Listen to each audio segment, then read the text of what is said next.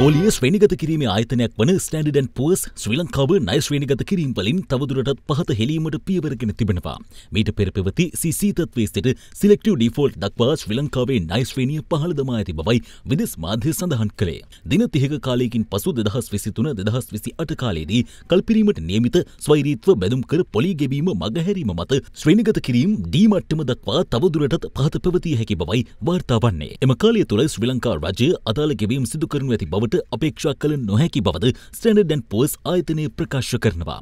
මේ අතර චීනය මෙරටට ලබා දී ඇති ණය ප්‍රතිව්‍යුහගත කිරීමට අකමැත්ත පළ කර ඇත්තේ ඇයිදයි කැබිනට් ප්‍රකාශක අමාත්‍ය ආචාර්ය නාලක ගුඩහේවා මහතා පැහැදිලි කළා. චීනය දැනට දක්වන ස්ථාවරය තමයි ඔවුන් ලෝකේ පුරාම විවිධ රටවලට ණය දීලා තිබෙන නිසා එක රටකට පමණක් ඒ ආකාරයට ණය ප්‍රතිව්‍යුහගත කරන්නට ගියොත් ඒක ඔවුන්ගේ අනෙක් රටවලටත් බලපානවාය කියලා. ඒ නිසා ඔවුන් ඒ වෙනුවට යෝජනා කරලා තිබෙනවා ණය ප්‍රතිව්‍යුහගත කරනවා වෙනුවට අපේ දැනට තිබෙන ණය ගෙවීම සඳහා තවත් ණයක් දෙන්නට සූදානම් කියලා. ඉතින් මේක මූලික සාකච්ඡා මට්ටමේ තිබෙන්නේ. දැනට මාසයකට පමණ පෙර කැබිනට් මණ්ඩලයේ තීන්දුවක් අරන් තිබුණා මේ දීර්ඝකාලීන වාස වීසා නිකුත් කිරීමේ ක්‍රමවේදය සම්බන්ධයෙන් තීන්දුවක්. මේ මහල් නිවාස සඳහා විදේශ මුදල් විදේශ ආයෝජන ඇද ගැනීම සඳහා අද ඊයේ කැබිනට් මණ්ඩලයෙන් තීන්දුව කරා ඇමරිකානු ඩොලර් 75000 සිට ඉහළට සහාධිපත්‍ය නිවාස මිලදී ගන්නා විදේශිකයන් සඳහා වසර 5 සිට 10 දක්වා දීර්ඝකාලීන වීසා නිකුත් කිරීමට. යම්කිසි විදේශිකයෙකුට ලංකාවට ඇවිල්ලා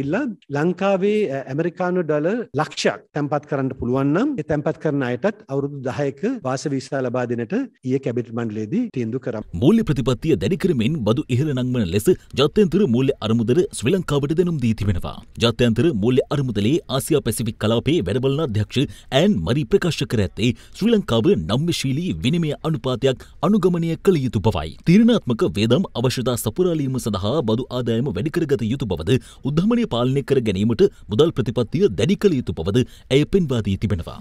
මේ අතර රට මුහුණදී ඇති ආර්ථික අර්බුදය කළමනාකරණය කිරීම සඳහා මුදල් අමාත්‍යාංශය සියලුම අමාත්‍යාංශ ලේකම්වරුන් පළාත් සභා ලේකම්වරුන් දෙපාර්තමේන්තු ප්‍රධානීන් දිස්ත්‍රික් ලේකම්වරුන් ඇතුළු ආයතන ප්‍රධානීන් වෙත රාජ්‍ය වේදම් පාලනය කිරීම සඳහා ජාතික අයවැය චක්‍ර ලේඛයක් නිකුත් කර තිබෙනවා. රාජ්‍ය වේදම් අත්‍යවශ්‍ය සේවා සඳහා පමණක් යොදා ගැනීමට හැකිවන පරිදි දැඩිව පාලනය කිරීමට සිදුව ඇති බව එම චක්‍ර ලේඛයේ සඳහන්. ඒ අනුව විවිධ චක්‍ර ලේඛ මගින් දැනටමත් හඳුන්වා දී ඇති ඉන්ධන හා සංනිවේදන දීමනා ගෙවීම් පාලනය, ජල හා විදුලි බල වියදම් සීමා කිරීම, ගොඩනැගිලි ඉදිකිරීම හා කුලියට ගැනීම නැවැත්වීම, දේශීය අරමුදල් මගින් සිදු කරනු ලබන විදේශ අධ්‍යයන චාරිකා හා පුහුණු නැවැත්වීම, අමාත්‍ය මණ්ඩලයේ අනුමැතියකින් තොරව අමාත්‍යාංශ හෝ ආයතන මට්ටමින් සිදු කරනු ලබන විවිධ දීමනා ගෙවීම් අත්හිටුවීම සහ විවිධ සුබ සාධන සහනාධාර හා සංවර්ධන වැඩසටහන් වෙනුවෙන් නව බැඳීම් ඇති කර නොගැනීම යන ආදී සීමා තවදුරටත් සියලුම රාජ්‍ය ආයතන දැඩිව අනුගමනය කළ යුතුයි.